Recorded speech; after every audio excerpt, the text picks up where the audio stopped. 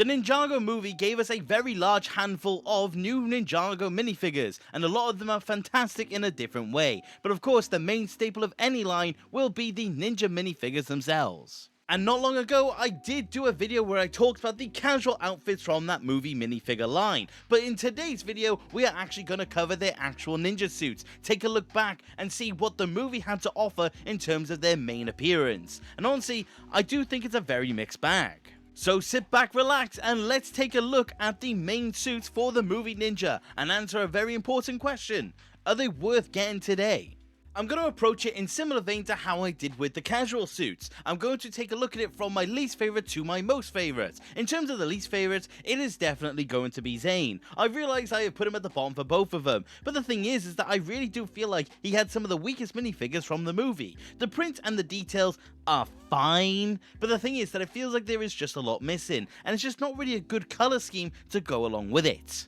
He is extremely coloured in white, and of course, haha, that's the joke, he's the white ninja, but the thing is that there's just simply not enough black on this ninja. The thing is that all the other ninja are fairly unison in their overall designs, whereas Zane feels like such a standout and such an anomaly between the rest. He really doesn't fit in with the other ones in any sort of way, and it really does have a downfall when it comes to this minifigure.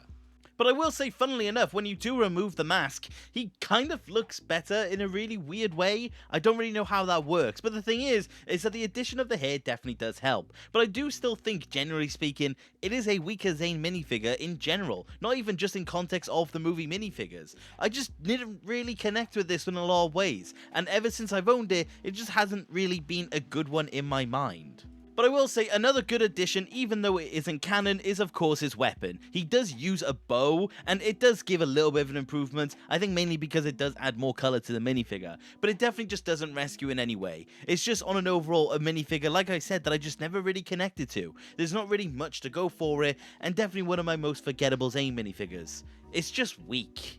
The ninja minifigure that is second up for today is actually going to be Nia. I'm going to be honest, I know a lot of people do like this version of her, but I just personally don't really. I do overall like the design, but here is a hot take. I really don't like when LEGO minifigures have these fabric skirts.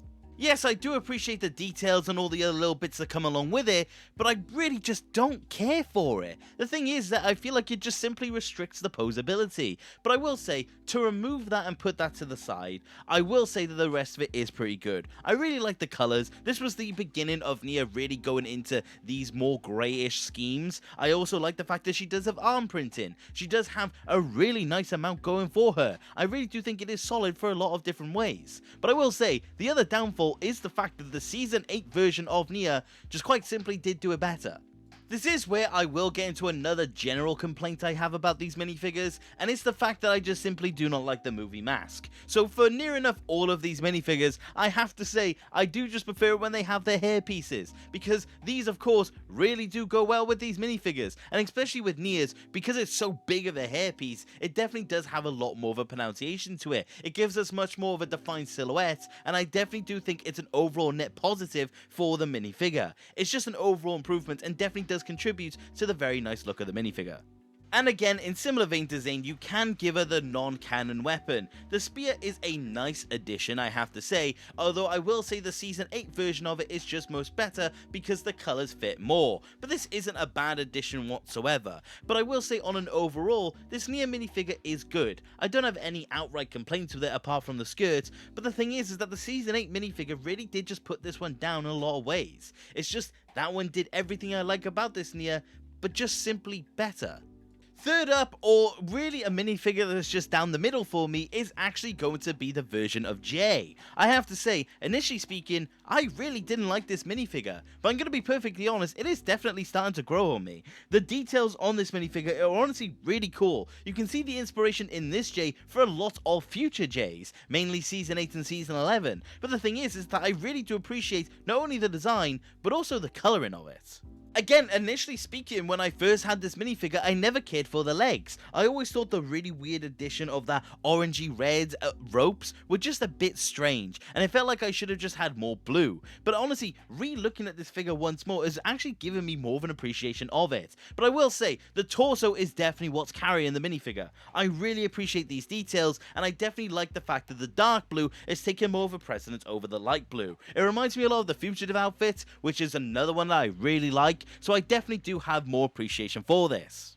Of course, haha, I prefer it without the mask, and I do like it with the hair, but I do think that is kind of valid, because Jay's hairpiece is a very nice one to actually have, and it does weirdly really go well with this minifigure. It's just a really nice addition, and definitely does have an extra layer of life when you do take a look at it. Of course, I haven't really mentioned it too much so far, but all the ninja do have their door molded heads, but I am definitely showing them off anyway, and whether you want to show any of these ninja off with their happy or their angry face really does make a very nice difference. I just appreciate it, to be honest.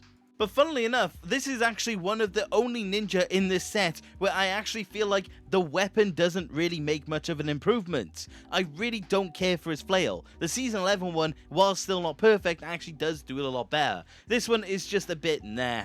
I don't really care for it. I would never really display Jay with it. I'm glad it's not canon for that exact reason. But you can give it that addition, and it's not bad. But just on an overall, I do think it's just a very solid Jay minifigure, and I definitely do think it stands on its own 2 feet. I was the most surprised by this one, because it's improved a lot in my eyes over the years. But just like that, we are into the top 3 minifigures. And I'm going to be honest, they're all very deserving of it, because I do think there is a difference between the top 3 and the bottom 3. The third one, or in bronze, is actually going to be the Kai. The thing is that there's not really much special about this version of him. There's honestly no crazy detailing, there's no outright crazy colours that I want to mention, there's nothing really of significance in any way. It's just a very nice and simple ninja minifigure. It's honestly just doing what it's meant to do, and doesn't really do much more apart from that.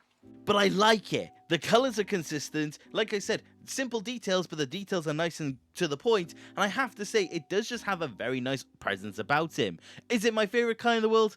No, not at all, nowhere near. But the thing is that it is just a very solid version of Kai. And the thing is, you could take a ninja minifigure like this and apply these prints to any other character you may want. If you want to self-insert your own character into your personal Ninjago story, this is honestly kind of a perfect minifigure for it. Nice and simple, doesn't really associate with any character in any way.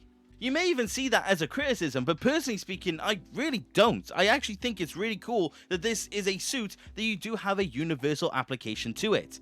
But the thing is that moving on from it, of course, like with every other ninja, you can add Kai's hair, and it is a fantastic addition. But this one does go one step further, because a lot of the physical releases does actually come with these skybound shoulder pads. Canonically, it is not in the movie, but the thing is that it is to the minifigure, so you could add that on for an extra bit of detail. Definitely makes Kai stand out, and definitely does give him that additional little bit of flair, and honestly really does help when it comes to the print. And with that scabbard, you could then ultimately give him his 2 swords. Again, not canon, but a really nice addition. I really don't have too much more to say about it. This is just a very nice and simple Kai, and you may wonder why he gets top 3 for that, but it's just a case of he does everything good. There's not really much I can say about it apart from that. I really do like this Kai minifigure, and definitely is a nice addition to the collection. This does then bring us to the number 2 slot, or the silver medal, and that is actually going to go to Cole. I'm going to be honest, this Cole is the blueprint for so many more Coles to come. This Cole is literally the identity of how many Cole outfits we do get in the future. Season 8 and Season 12 are the biggest ones for that. The thing is that the printing and the detail on this Cole is absolutely fantastic. The sleeveless look has always gone really well with Cole, and the addition of the arm printing and the very nice torso and legs really does bring for a fantastic minifigure.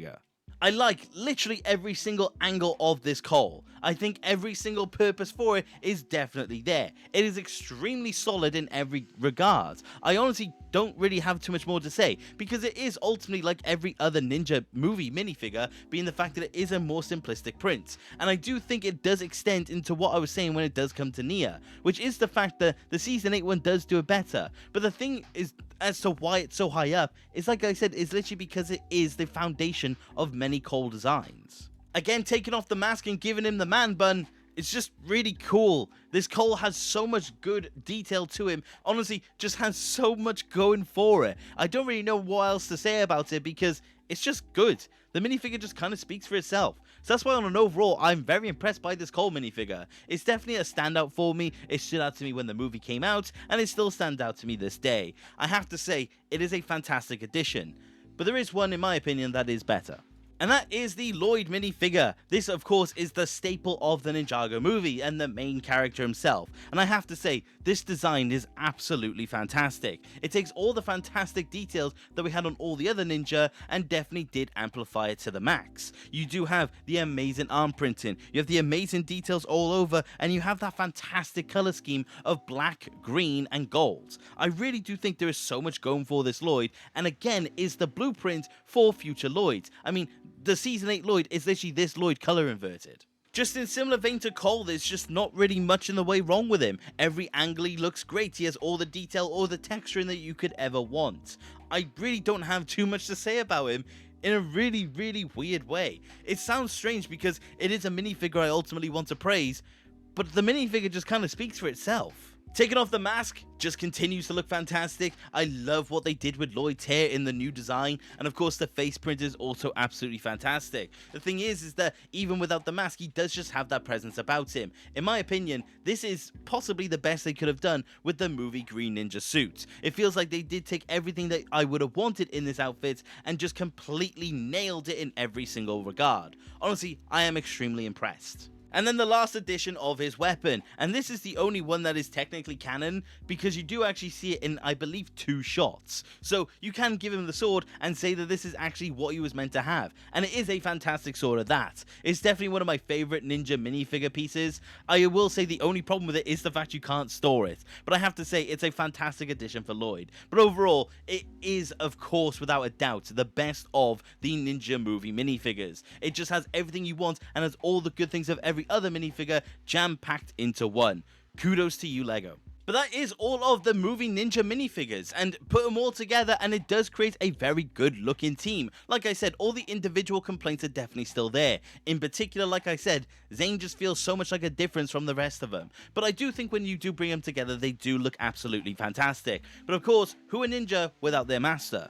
Because of course, Wu did get an addition for this lineup. This version of Wu is definitely a much more simplistic take on his outfit as well. I will say I'm going to apply the same criticism to Nia. I will say this skirt is not really the best, but I do have to say, even though it is a very simplistic Wu, it is a fantastic Wu at that. I really like the design, I really like the color and the utilization of the Wu design. They definitely did take what made all the good Wu outfits them and just applied it to this one. I have to give my hats off to the fact that it is just very solid. And the other big addition was the fact that it was the introduction to a new Wu head. A lot of people were very happy to see this. It is a smiling face, and I believe there was also an angry one, but I will cover that one later down the line. But I have to say, getting variants for facial expressions for Wu is definitely big. Of course, the only main difference is the eyebrows, but it's still just very welcomed at that, and does just add to the charm of the minifigure. So overall, it is just a very good Wu. There is not any problems with it at all, apart from the skirt, but that for me is of course personal preference.